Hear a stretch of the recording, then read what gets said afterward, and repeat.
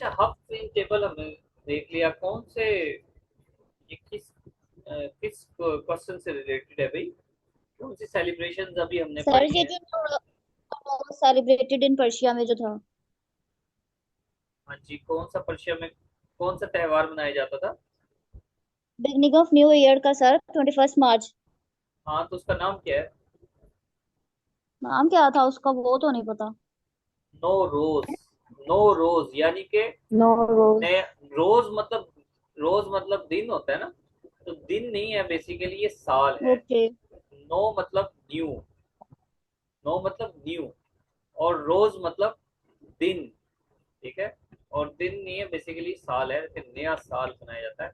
उसमें half seen table होती है, सेवन सिंबॉलिक। अभी आपको स्लाइड ही नजर आ रही है? अच्छा, सेवन सिंबॉलिक जो है वो आइटम्स वगैरह उस पर रखे जाते हैं। उसको हफ्त हफ्त मतलब होता है सेवन। हफ्त सिंग टेबल बेसिकली नो रोज त्योहार से रिलेटेड है। ठीक है, वो लोग आते आते गिफ्ट वगैरह देते हैं एक्सेट्रा। और ये या एक और चीज याद रखिए, इसमें ये इस्लामिक कनेक्शंस कोई नहीं है इसमें। एस्ट्रोनिज्म या सोलर को जो मानते थे, ठीक है, पारसी वगैरह, उससे ये त्योहार जो है ना वो कनेक्टेड है। नेक्स्ट क्वेश्चन है हमारा, अपॉर्चुनिटी कॉस्ट। अपॉर्चुनिटी कॉस्ट का आंसर है number one, exports more than imports. नहीं। इंपोर्ट्स मोर देन एक्सपोर्ट्स नहीं। Give up opportunity. थोड़ा सा इसको आपने, बड़ा सादा सा सवाल है और इसका ऑप्शन भी आपको याद हो जाना है। ठीक है, लेकिन इसको थोड़ा सा ऐसे समझे कि ये है क्या। अब अगर आपको एक्सप्लेन करना पड़ जाए किसी के सामने, opportunity cost. Opportunity cost. Opportunity cost का मतलब है कि गिव अप अपॉर्चुनिटी। सिंपल से इसका मतलब ये है कि आपने कोई एक सहूलत अवेल की है, कोई एक अपॉर्चुनिटी अवेल की है, तो कोई दूसरी अपॉर्चुनिटी छोड़ी भी होगी। ये आपको ये जो मैंने ये पिक्चर नजर आ रही है, इसमें ये लिखा हुआ है opportunity cost total revenue minus economic profit. इसको छोड़ दें। यहां से देखें, what one sacrifice, what one gain. जब भी कुछ गेन करना हो, वो कहते हैं ना, कुछ खोने के लिए, कुछ पाने के लिए कुछ खोना पड़ता है। तो वो जो खोना है ना, वही बेसिकली गिव अप है। गिव अप का मतलब क्या होता है? छोड़ना। तो वो जो कुछ पाने के लिए हमें कुछ खोना पड़ रहा है, तो दोनों अपॉर्चुनिटीज हैं। अब एक चीज को पाने के लिए दूसरी चीज खोनी पड़ रही है, उसी का नाम है अपॉर्चुनिटी कॉस्ट। हाँ भाई, समझ आई कि ऊपर से गई है?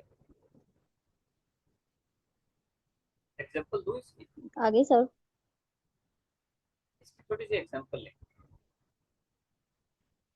आपके पास सेल फोन है 30,000 का। किसने कहा था? अभी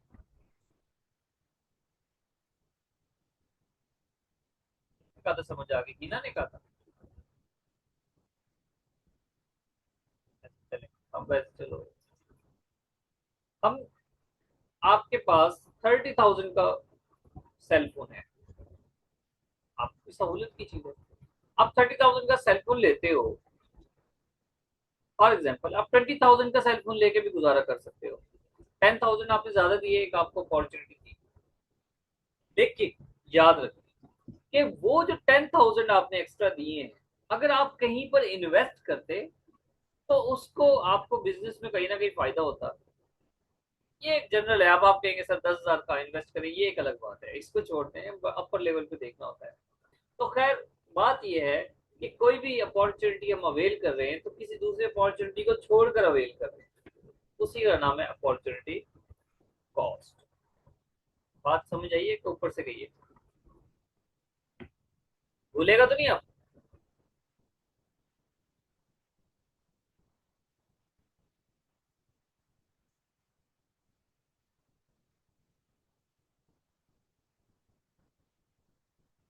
सर आपके एग्जाम्पल पे कंफ्यूज हूँ।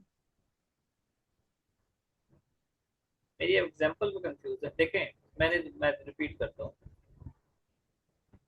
मैंने कहा, यूं समझ लें, एक जनरल है कि आप एक मोबाइल सेल फोन ले रहे हैं। फॉर एग्जाम्पल, वो 50,000 का सेल फोन है। एक 30,000 का सेल फोन, वो भी तो सेम रोल प्ले करता है ना। लेकिन आपने वो एक्सपेंसिव मोबाइल फोन क्यों लिया? कि उसका कैमरा अच्छा है, उसकी मेमोरी अच्छी है, फॉर एग्जाम्पल। तो आपने एक अच्छी अपॉर्चुनिटी अवेल करने के लिए ज्यादा एक्सपेंसेस किए कि नहीं किए? यस। अच्छा, अब वो जो ज्यादा एक्सपेंसेस हैं कितने हैं? 20,000 है। अब वो जो हम्म। 20,000 है, आपने वो जो एक्स्ट्रा खर्च किया है, अगर आप वो किसी बिजनेस पे लगाते, तो वो बिजनेस तो आपको इनकम देता, मोबाइल तो इनकम नहीं दे रहा। वो तो आपकी जरूरत वैसे ही, आप क्लास दे रहे हैं या फॉर एग्जाम्पल इंटरटेनमेंट के लिए यूज कर रहे हैं। ये मैंने आपको जनरल एक एग्जाम्पल दी है, इसको तो आप बहुत बड़े बड़े लेवल पर इसको यूज करते हैं ना। तो वो जो बिजनेस में इन्वेस्ट करते हैं वहां से तो पैसा आना था। तो दो ऐसी चीज ऑप्शन थे आपके पास, या तो बिजनेस में इन्वेस्ट कर लो या मोबाइल ले लो, आपने मोबाइल ले लिया। तो चूंकि एक अपॉर्चुनिटी अवेल की है तो दूसरी गिव अप की है। इसी को कहते हैं कि एक अपॉर्चुनिटी को अवेल करने की कॉस्ट क्या है, कि एक अपॉर्चुनिटी गिव अप की है। समझ आई कि गई? नहीं, समझ तो जब भी आ गई थी, लेकिन अब आपकी ये कि एक तरफ सेक्रीफाइस हो रहा है, एक तरफ गेन हो रहा है। अगर हम लेस पे जो है वो मोबाइल ले भी लेते हैं, तो मोबाइल पे भी तो हम अर्निंग कर सकते हैं। मेरे माइंड में वो वहां तक क्वेश्चन गया था। हाँ वो ठीक है आपकी बात। इंटरटेनमेंट के लिए अगर यूज करोगे तब मैंने तब तब की बात है, मोबाइल फोन की तो ऐसे एग्जांपल दी ना। जी जी। ठीक है। हाँ वो तो फिर एक अलग बात है।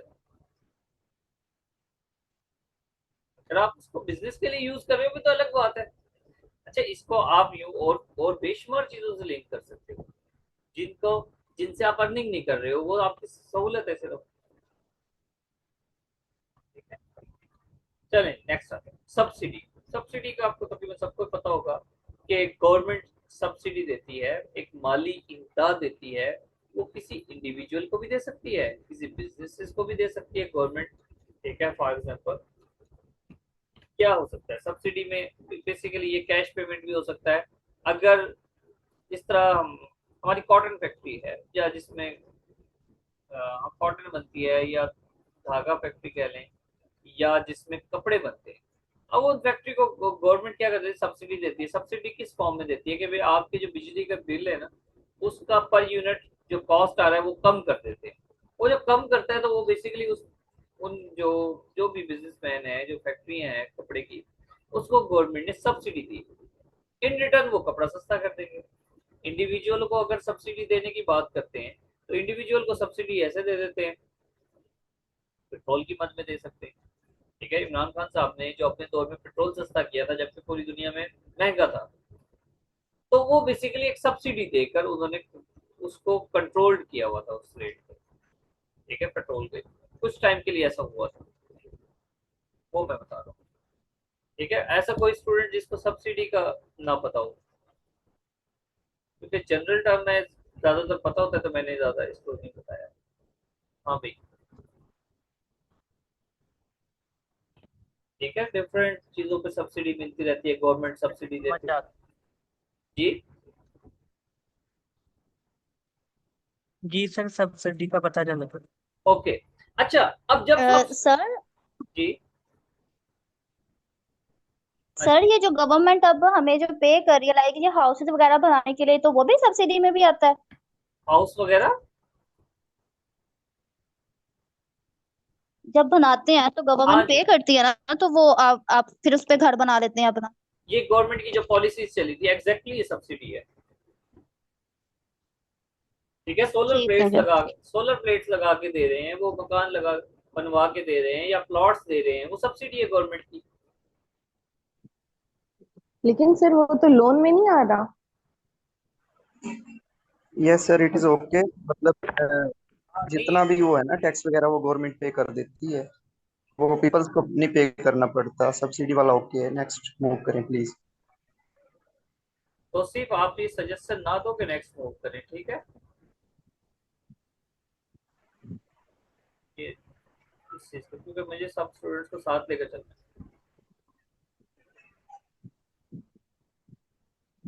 चले। हाँ, अगर वो लोन का है तो लोन का एक अलग बात है। ठीक है, देखिए मेरी बात सुने ध्यान से, जिसने पूछा था, लोन की एक अलग बात है। अगर आप फॉर एग्जाम्पल प्लॉट दे रहे हैं, ध्यान से मेरी बात को समझे, जिस स्टूडेंट ने भी पूछा था। अब वो अगर आप प्राइवेट मार्केट से लेते हो और उसकी इंस्टॉलमेंट बन जाती है, आपको पता है कितना इंटरेस्ट लगता है कि आज कीमत इतनी है और 10 साल के बाद कीमत उतनी होगी, तो इतना ज्यादा इंटरेस्ट लगा के वो आमतौर पे अगर हम कोई किसी भी प्राइवेट कॉलोनी से लेते हैं तो कितना ज्यादा इंटरेस्ट लगता है। गवर्नमेंट कहती है कि भाई ये प्लाट 1 लाख का है और आपकी इंस्टॉलमेंट बन जाएगी, उसमें कोई इंटरेस्ट नहीं है। तो वो इंटरेस्ट नहीं दे रहे इंडिविजुअल्स या सिटीजन, तो बेसिकली सब्सिडी की मद में उसको मेंटेन किया जाता है। ठीक है, अच्छा अब इसके साथ टर्म्स लिखें, एक दो टर्म्स लिखें। सब्सिडी जिस तरह टैरिफ, टैरिफ भी एक टर्म है। वो अगर जिस तरह अगर ये रिलेटेड इस तरह है क्योंकि अगर टैक्सेस की मद में रिलीफ दे रही है गवर्नमेंट, ठीक है, फॉर एग्जांपल इंपोर्ट्स आती हैं और इंपोर्ट्स पे अगर जो टैक्स लगता है उसको टैरिफ कहते हैं। लिखे शाबाश। जो भी इंपोर्ट्स आती हैं, इंपोर्ट्स पे जो टैक्स लगता है उसको टैरिफ कहते हैं, TARIF, टैरिफ। और अगर उस टैरिफ की अमाउंट में रिडक्शन हो उसको कहते हैं टैक्स क्रेडिट। वो एक सब्सिडी की एग्जांपल है। ठीक है, दोनों टर्म्स में आपको चैट बॉक्स में लिखा, टैरिफ एंड टैक्स क्रेडिट, ये दो टर्म्स। वंस अगेन रिपीट करता हूँ, टैरिफ क्या होता है कि आप जो भी इंपोर्ट्स करते हो, कुछ भी इंपोर्ट्स कर रहे हैं, तो जो इंपोर्ट्स हैं उस पर जो टैक्स लगते हैं उसको टैरिफ कहते हैं। और अगर टैक्सेस की अमाउंट में रिडक्शन कर दी जाए, गवर्नमेंट टैक्सेस की अमाउंट में रिडक्शन कर देती है, तो उसको टैक्स क्रेडिट कहते हैं। ठीक है जी, दोनों टर्म्स भी कर लें साथ के साथ। नेक्स्ट चलते हैं, trade surplus. Very easy. Trade surplus मतलब एक्सपोर्ट्स अगर ज्यादा हो इंपोर्ट से, उसको ट्रेड सरप्लस कहते हैं। हाँ भाई, आप में से कौन स्टूडेंट बताएगा कि ट्रेड सरप्लस स्टेट के लिए फायदेमंद है कि नुकसानदेह है?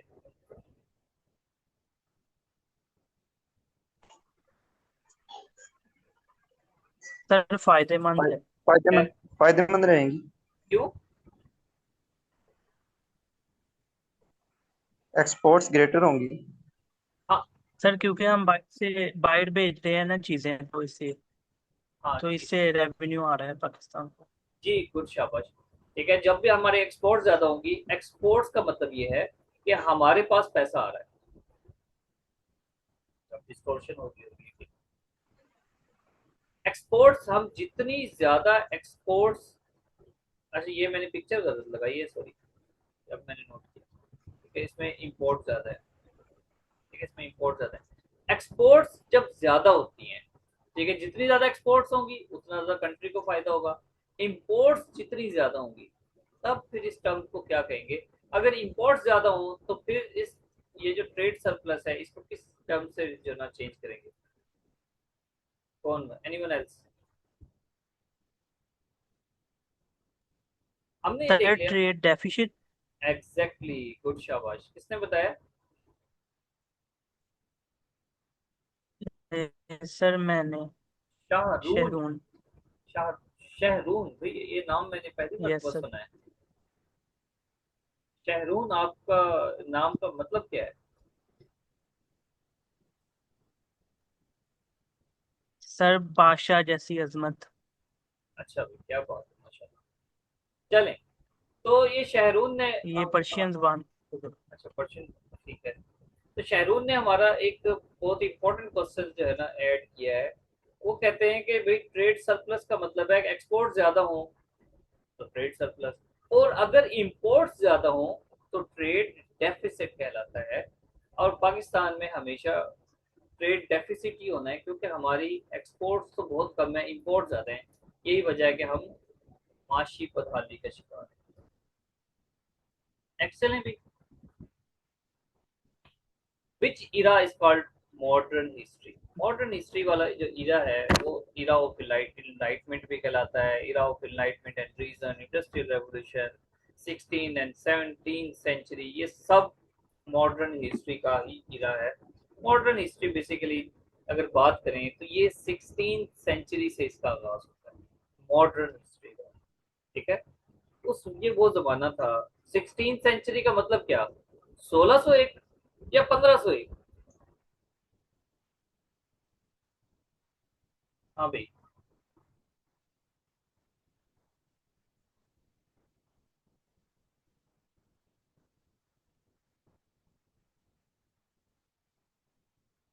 बताएंगे कोई?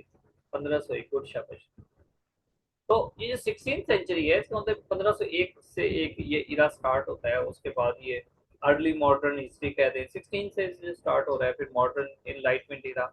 इसमें जो मैं बताना चाह रहा हूँ वो ये है कि जब हम ये 16 एंड 17 सेंचुरी टू ऑनवर्ड है, जब हम बात करते हैं 18th सेंचुरी, ध्यान से बात करते हैं, जब हम बात करते हैं 18th सेंचुरी की, ये वो इरा है जिसको इंडस्ट्रियल रेवोल्यूशन कहते हैं। नंबर वन ये रिलेटेड टर्म है। और नंबर दो रेनेसेंस, वो भी लिख लें इसके साथ, REN, रेनेसेंस। चैट बॉक्स में मैंने लिखा है रेनेसेंस। ये कोई आप में से बताए जी, रेनेसेंस क्या होता है?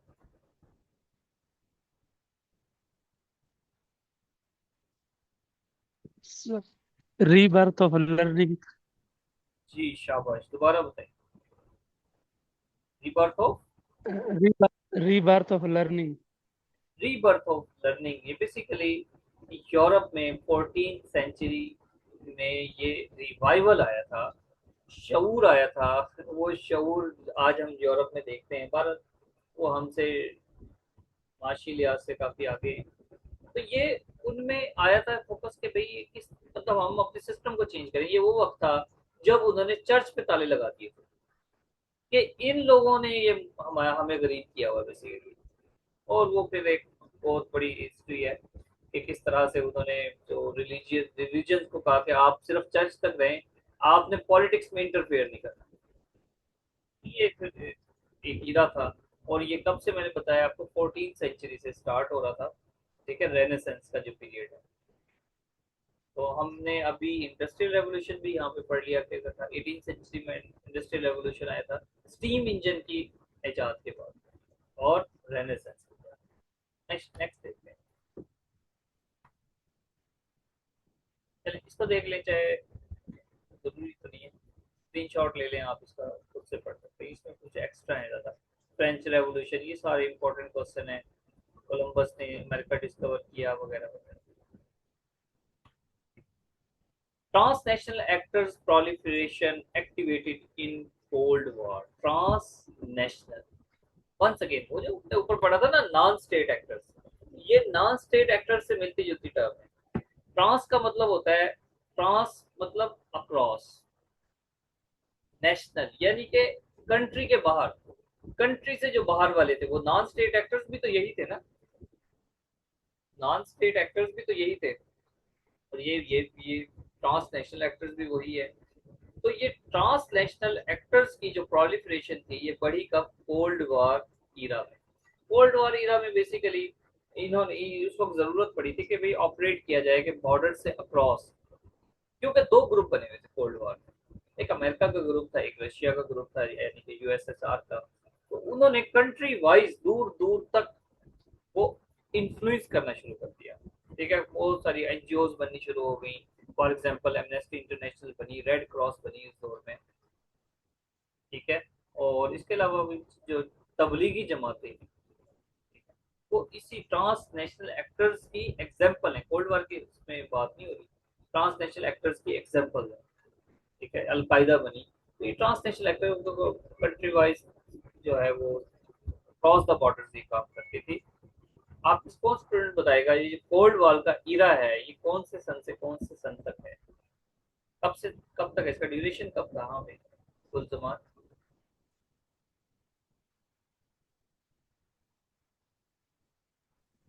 ये 1991 तक था, ये जब यूएसएसआर डिसॉल्व हो गया था। ठीक है, गुड, शाबाश। स्टार्ट कब हुआ? पाकिस्तान बनने के साथ, हम्म, 1947। जी 1940। ठीक है, ये याद रखना आपने, ये कोल्ड वॉर का इरा है। ठीक है, और आप में कोई स्टूडेंट ऐसा है जो बताएगा कि कोल्ड वॉर का मतलब क्या था? ये भी टर्म है, पीपीएससी का क्वेश्चन है। सर ये एक तरह की सर्द जंग है जिसमें जो मुल्क होते हैं तो एग्जैक्टली लड़ते तो नहीं है लेकिन सपोर्ट करते हैं डिफरेंट कंट्रीज को ठीक है जी, यानी कि ये, अपनी। हाँ, अमेरिका विदाउट ब्लड। विदाउट, ठीक है, लड़ाइयाँ हो रही थी लेकिन उसमें अमेरिकन जी और सर, रशियन के वार खून नहीं जा रहे। It is a yes sir, war without weapons, cold war. ठीक है, गुड, शाबाश, ठीक, ओके। नेक्स्ट है वेरन थॉमसन से मुतालिक है, demographic transition model was given by Warren Thompson. अच्छा, वंस अगेन हमारी प्रेफरेंस क्या है जी? सबसे पहले मुझे ये याद करना है कि डेमोग्राफिक ट्रांजिशन मॉडल किसने दिया था? वेरन थॉमसन ने दिया था। मुझे पता नहीं है कि डेमोग्राफिक ट्रांजिशन मॉडल क्या है, कुछ नहीं पता, लेकिन मेरी पहली प्रेफरेंस है वन पेपर एमसीक्यूज में कि मुझे किसी तरह याद हो जाए कि वेरन थॉमसन ने डेमोग्राफिक ट्रांजिशन मॉडल दिया था।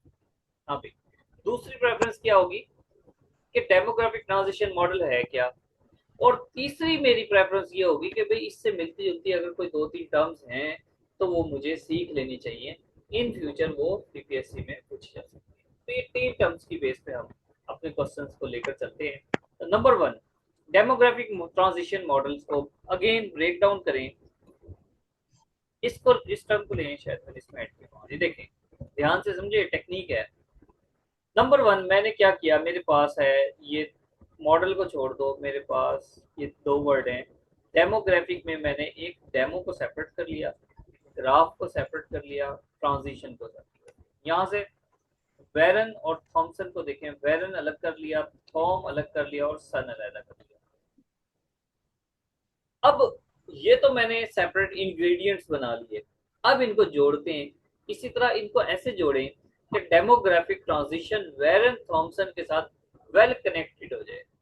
जब ये वेल कनेक्टेड हो जाएगी, आप नेक्स्ट जब भी इसको थोड़ा सा जैसे ऑप्शंस में आपको ये नजर आएगा, आप फौरन से इससे जाके कनेक्ट हो जाओगे, भाई वेरन थॉमसन की ये थ्योरी है, मॉडल है। कैसे? डेमो, डीमो है ना, डीमो, डीमो सब समझते हो? सब चुप रहना, कोई ऐसा स्टूडेंट ऐसा है जिसको डीमू का ना पता हो? एक होता है ना हमारे पास येलो डॉक्टर आता है हमारे घर में, तकरीबन सभी के घर में आता होगा डीमू। कोई ऐसा स्टूडेंट जिसको ना पता हो डीमू का क्या होता है? सर क्या जी? सर पता है लेकिन डिफरेंट एरियाज में उसके नेम डिफरेंट है। हाँ, हमें तो फिर ये डेमो डेमो वर्ड निकालना है ना। उसको ततैया भी कहते हैं, उसको येलो पेपर वास्प भी सर कहते डेमो हैं। भी बोलते हैं, भीड़ भी बोलते हैं। सर भेड़ मैंने भी तो ये बोल वर्ड सुना है पहली दफा है। सर अच्छा, डेमो भीड़ है। भिरंड तो सुना, भिरंड, भिरंड भी कहते हैं। देखो मेरी बात सुनो ध्यान से। जब मैंने तो सिर्फ डेमो ही सुना है, ये जो देते हो उसके पास। The more you know, it is easy to know more. The more you know, it is easy to know more. जितना आप जानते हो, जितना आपको किसी चीज का पता है, उतना ज्यादा न्यू इंफॉर्मेशन आपके लिए जानना, समझना, याद रखना आसान हो जाता है। मैं रिपीट करता हूँ, the, the know the more you know, it is easy to know more. जितना आप जानते हो, इतना मजीद जानना आसान हो जाता है। अब ये डीमो वर्ड है, अब मैंने जो भी कनेक्शंस बनाने हैं, मुझे अगर ये वर्ड आता है या आपको कोई और भी आता होगा, आप उस हिसाब से कनेक्शंस बनाएं, क्योंकि मुझे इसका ये, हालांकि हम डीमो नहीं कहते, हम ततैया कहते हैं, भिड़ कहते हैं, उर्दू में उसको ये कहते हैं, हमारी लैंग्वेज उर्दू है, लेकिन ये मेरा वर्ड नहीं है, मेरी लैंग्वेज का वर्ड नहीं है, ये सराइकी लैंग्वेज का वर्ड है या पंजाबी लैंग्वेज का वर्ड है, ये लोकल लैंग्वेज का वर्ड है। क्योंकि मुझे इसका मीनिंग आता है, मैंने उस मीनिंग को यूज किया है अपने कनेक्शन में। कैसे? आप इसको देख रहे हैं, डीमू है नंबर वन, तो डीमू अगर काटेगा तो जहां पे भी आप डीमू का समझ लेना कि वो भिड़ंड है, ततैया, येलो पेपर वास्प जिसको कहते हैं, तो बॉडी में ट्रांजिशन आ सर जाएगी पौंड की गल कर रहे हो? जी।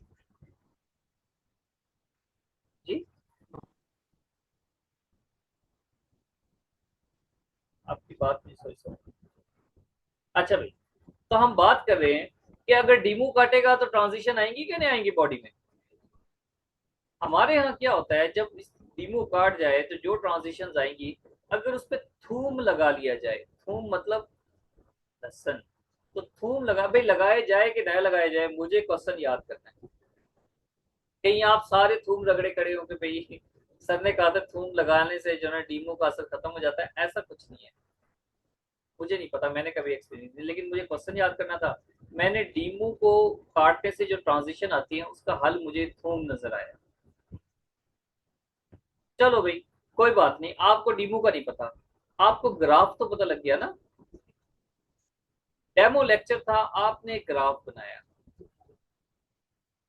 उस ग्राफ के बनाने से, नहीं ये आपके लिए मैं अपने कनेक्शन तोड़ रहा हूँ, इसके लिए चलो वापस वहीं पर आते हैं।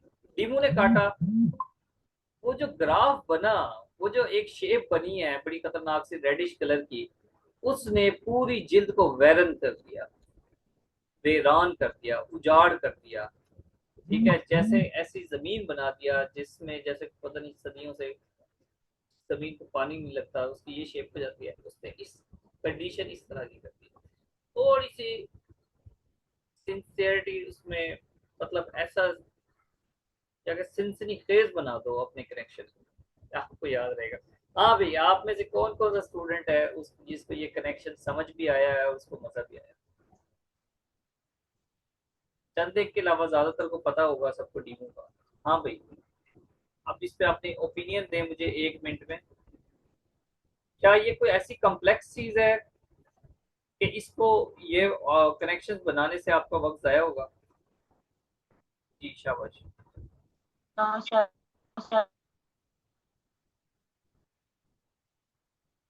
हाँ जी, कौन कह, अरीज आप कुछ कहनी थी?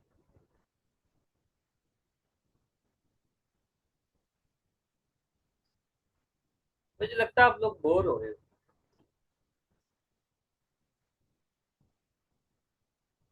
बिल्कुल सर, टॉपिक की समझ नहीं आ रही बिल्कुल।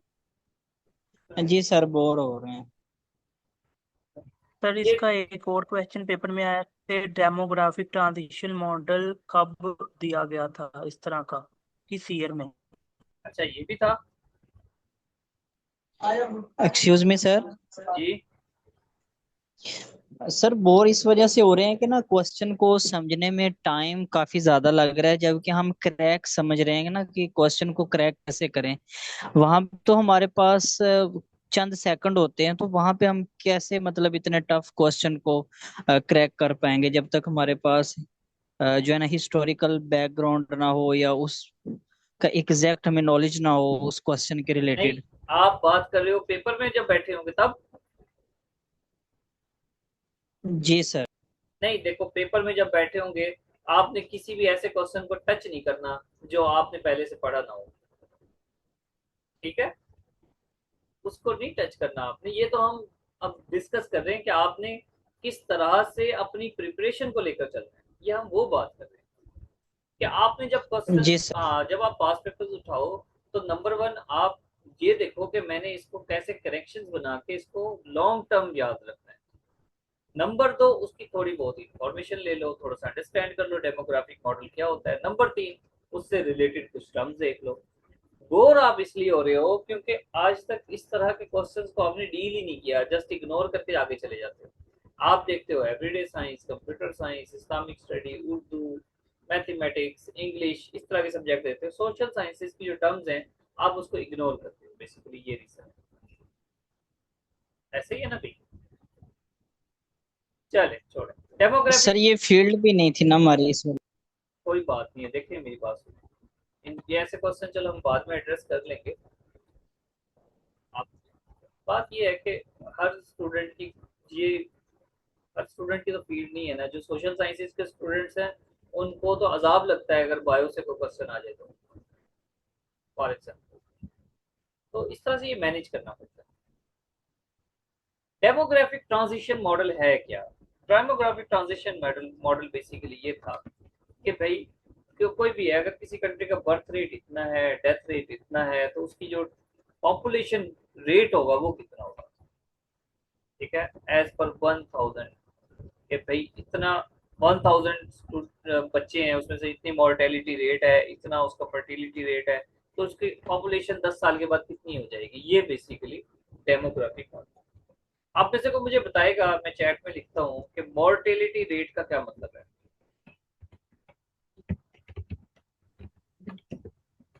सर डेथ कितनी हुई है? हाँ जी, ये टर्म ऐसे मैं कैजुअली नहीं पूछ रहा, ये पूछी जा सकती है। जिन स्टूडेंट्स ने ये पहली बार तो है, आप इसको नोट डाउन करें कि भाई डेथ पर 1000 पीपल पर ईयर, पूरी डेफिनेशन, डेथ पर 1000 पीपल पर ईयर को मॉर्टेलिटी रेट निकाला जाता है। और अगर यही अगर वो पैदाइश के वाले से, बर्थ के वाले से, तो उसको फर्टिलिटी रेट कहते हैं। वो बेसिकली है ये। सर जो कैजुअलिटी होती है ये किसी भी इंसिडेंट में, जैसे ये वार वगैरह है, तो उसको भी हम उस ईयर में काउंट करेंगे? नहीं, वो तो एक्स फैक्टर है ना, उसको, वो तो हादसा है। ठीक है, वो हादसा है, उसको क्या पता लगता है कि क्या कितनी कैजुअलिटीज होती हैं, उसको इंक्लूड नहीं करते। एक्स, आपने जब भी मैथ मैथ फिजिक्स पढ़ी होगी तो एक्स फैक्टर के फैक्टर होते थे कि नहीं होते थे? तो वो ऐसे होते हैं, वो इंसिडेंट जी सर, एक्सीडेंटल होते करते हैं, हैं को उसको हाँ, फैक्टर। को फैक्टर एग्जैक्टली, तो वो उसमें शामिल नहीं होते, शामिल नहीं कर सकते। चले हम नेक्स्ट क्वेश्चन लेकर चलते हैं।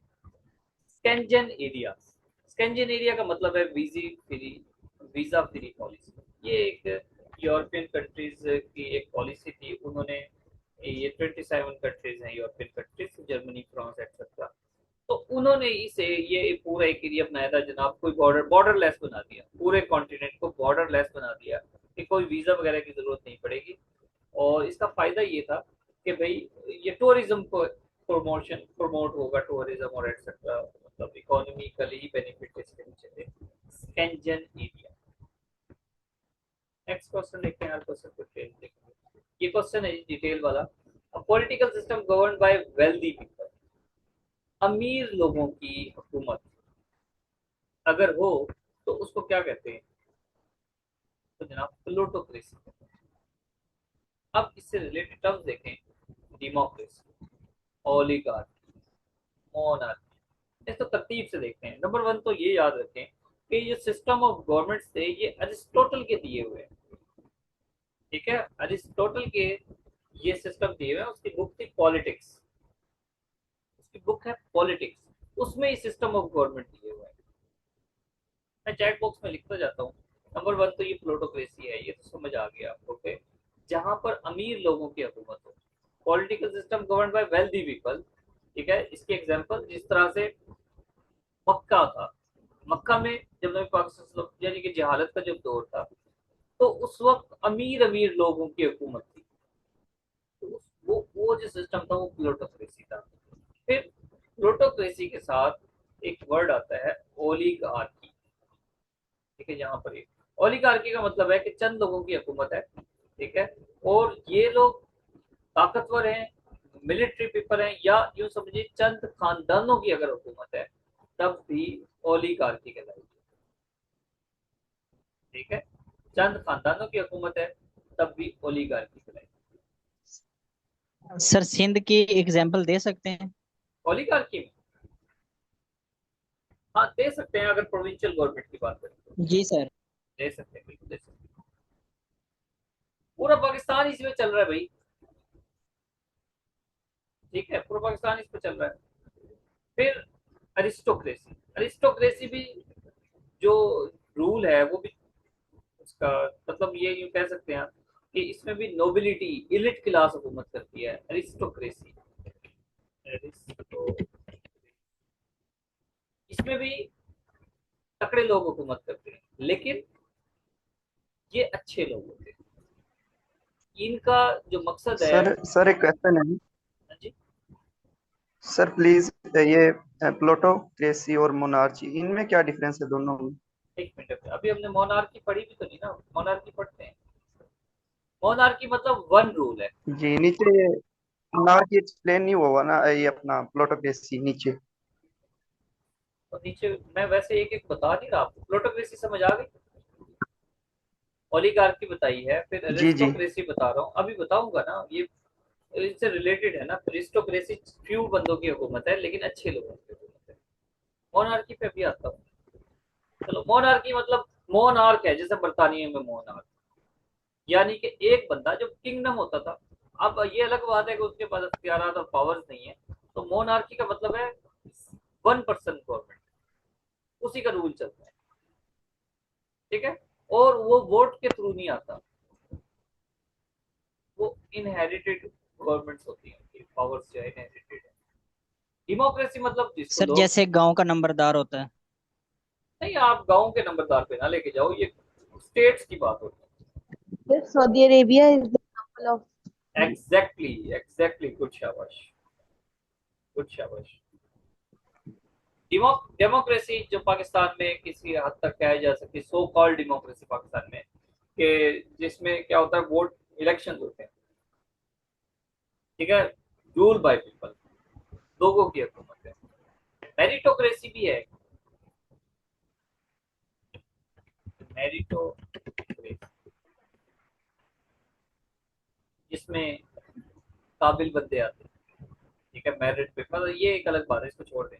मोनार्की समझ आ गया। एक और वर्ड है उसको जरा समझ में, टेक्नोक्रेसी, टेक्नोक्रेट्स की हुकूमत। टेक्नोक्रेट्स क्या होते हैं कि किसी मुख्तलिफ डोमेन्स में जो एक्सपर्ट्स होते हैं उनको मिला के हुकूमत बनाई जाती है। इस तरह को चार्टर्ड अकाउंटेंट हो गए, कोई क्लाइमेट चेंज के एक्सपर्ट्स हो गए, उन सब